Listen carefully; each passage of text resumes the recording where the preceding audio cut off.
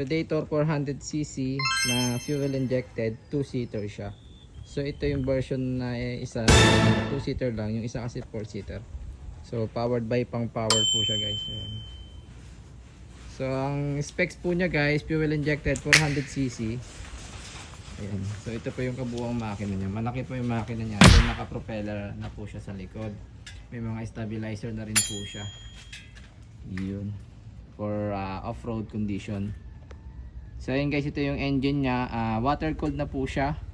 Nasa harap po yung radiator niya. Ayan. Propeller type po siya guys. Then nasa ibabaw din po yung tanke niya.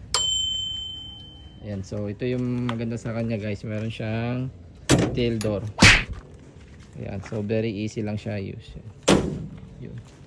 So specs po niya, ayan guys. Pag on nyo na ating ignition, ayan, meron siyang signal light, horn, headlight, tas yung kanyang fog light sa ibabaw.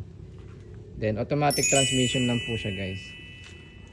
So napakaluwag po ng legroom nito. Kung masasakyan nyo po siya guys, maluwag po yung legroom niya, malaki po yung mga upuan niya.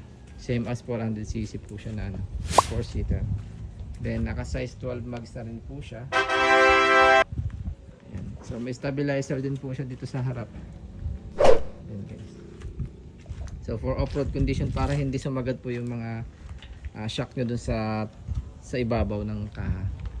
Usually pag ginagamit sa off-road kasi pwedeng sumayad yung mga ano. So yan, naka-stabilizer na siya guys. Open mo nga boy.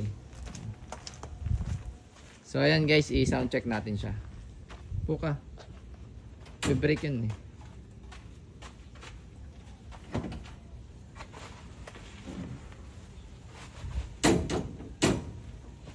Saka. Ayan. So ayan yung tunog niya guys. Sound check. Bilit mo nga.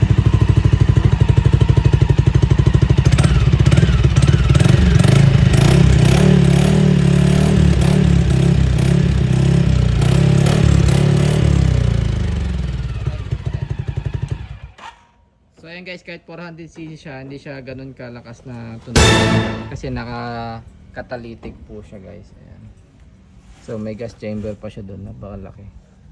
Ayan yung kabuuan ng engine niya. Ayan. As you can see guys, yan 400cc po yan. So ayan. So ito po yung unit natin na